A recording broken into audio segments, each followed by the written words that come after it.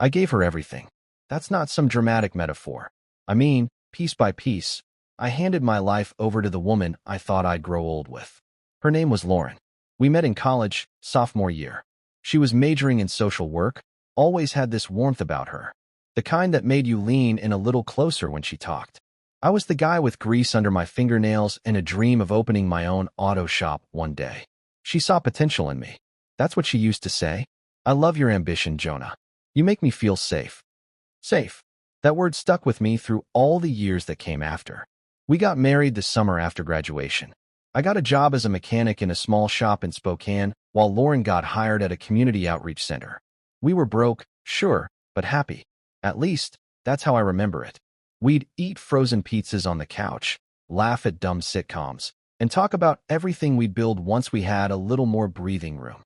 And that became the rhythm of our life. Me working long hours to provide that room, and her always talking about finding herself. First it was pottery classes, then it was cooking lessons, then yoga, always something she was exploring. Meanwhile, I was just trying to keep the lights on and the mortgage paid. I didn't resent it. Not at first. I was proud to support her. I believed in her, in us. She wanted to figure out who she was. I'd hold the line while she did. Year after year, I missed out on things so she wouldn't have to. Skipped vacations, passed on buying a new truck, even turned down a promotion once because the hours would have pulled me too far from home. I thought being a good husband meant sacrificing quietly. I didn't realize I was slowly disappearing. It wasn't all bad. We had good years too, cookouts with friends, weekends at the lake, nights when she'd fall asleep on my chest, and I'd think, this is what it's all about. But around year 15, things changed. Subtly at first. She got more private with her phone, started staying late after yoga class, said she was helping the instructor with some events he was planning. The guy's name was Ty. Of course it was. Ty, the kind of name that belongs on the tag of a smoothie bottle or a surfboard. He was 10 years younger than us. Abs for days. Man bun. You get the picture. I never felt threatened by him, not really. I mean, I was the husband. I was the one who stood by her when we had nothing. I was the one who paid off her student loans, stayed up all night when her mom passed, helped her father move into assisted living. You don't just walk away from that, right? But she did. It happened on a Wednesday. I remember that clearly because I had just fixed a transmission in record time and was feeling proud of myself. I stopped at the grocery store to grab Lauren's favorite wine and a rotisserie chicken. She was already home when I pulled into the driveway, sitting on the porch with that blank look I'd started seeing more often. She didn't even let me set the bags down. Just set it, flat, emotionless. I think I need to leave for a while. I need to find myself. I laughed. At first, I genuinely thought she was joking. But then I saw her eyes, dry, cold, resolved. You're serious? I asked. She nodded. I don't know who I am anymore. I've been living for other people for too long. Other people. That hit me like a punch to the ribs. I asked, is there someone else? She didn't say yes. But she didn't say no either. Just stared at the floor like the answer was too complicated to explain. I didn't yell. I didn't throw anything. I just walked into the kitchen, set the wine on the counter, and stood there, listening to the sound of my own breathing.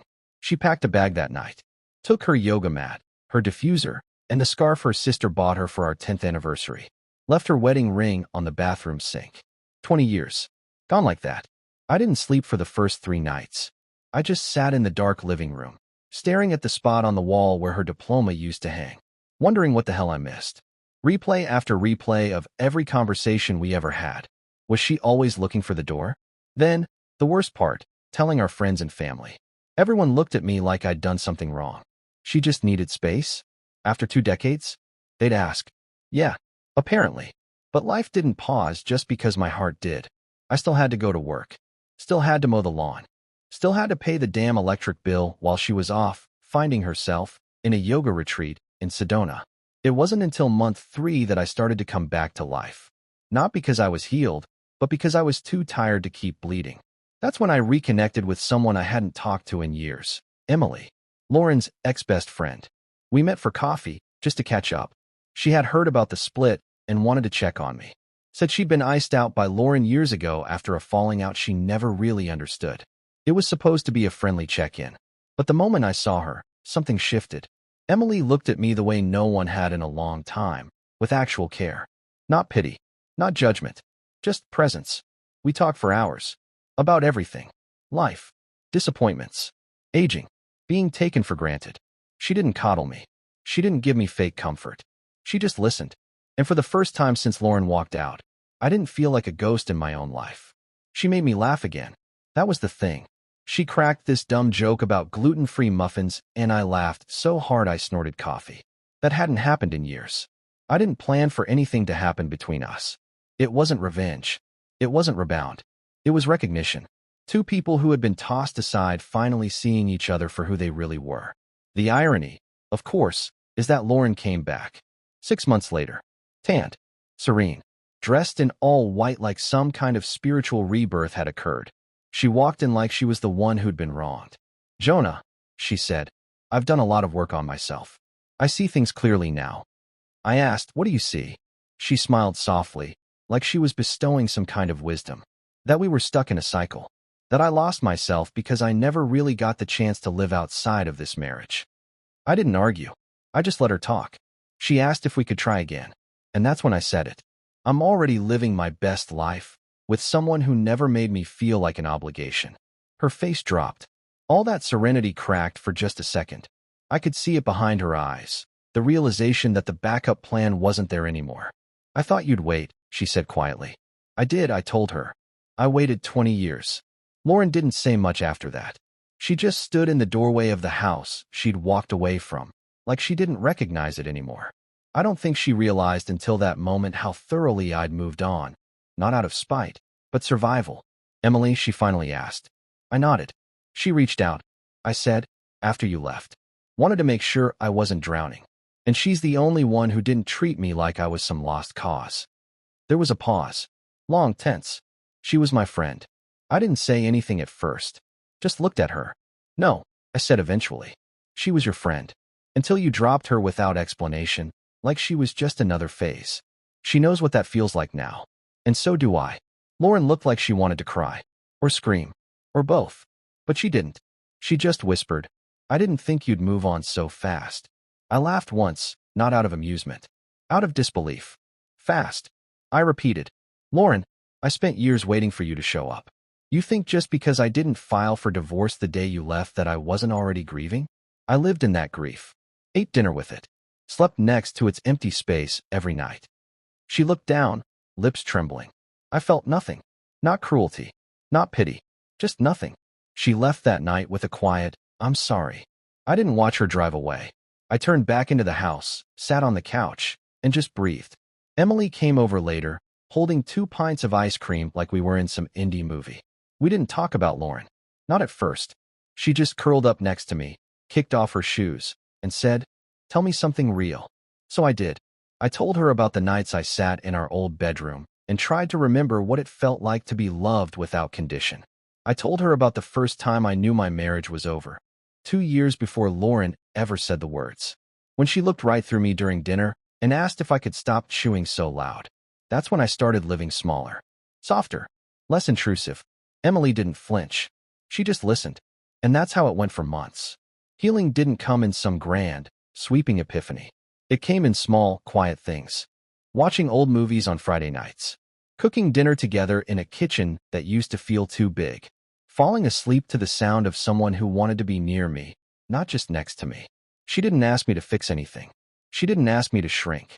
She just let me exist. And eventually, I started growing again. Word got out in our social circle, of course. A few friends dropped off the map when they heard I was seeing Lauren's ex-best friend. I didn't blame them. People pick sides even when they don't know the whole game. Lauren texted a few times. "Hope you're doing well. You look good in that picture from Mark's barbecue." I kept it civil, but I never invited her back in. The truth? She made her choice, and I finally made mine. One night, Emily and I sat on the back porch, sipping whiskey, and she asked me the question I hadn't really faced head-on. "Do you forgive her?" I stared out at the dark sky for a long time before I answered. "Yeah," I said. "Not for her sake. For mine." Because holding on to all that bitterness, it was like trying to carry a fire with bare hands. I was tired of being burned by memories. Lauren's gone now, emotionally, geographically. Moved to Oregon, from what I heard. Still doing yoga. Still chasing herself in new directions. Emily's still here. We built something real. Not flashy, not perfect, but solid. We garden on Sundays, play cards on the porch when it rains. We argue sometimes, but we fight with each other, not against each other. Sometimes I still catch myself flinching when she reaches for me. Old habits from years of being rejected. But she always meets me halfway. She taught me that love isn't about grand gestures. It's about being seen, being chosen, every day, without having to beg for it. 20 years I gave to a woman who needed to find herself. Funny thing is, in the end, I'm the one who did. And I didn't have to run off to do it. I just had to stop waiting for someone to realize I was enough. Emily knew. She saw me when I was at my lowest and didn't look away. And that's love. The kind you don't find doing downward dog in a retreat with a guy named Ty. The kind that stays.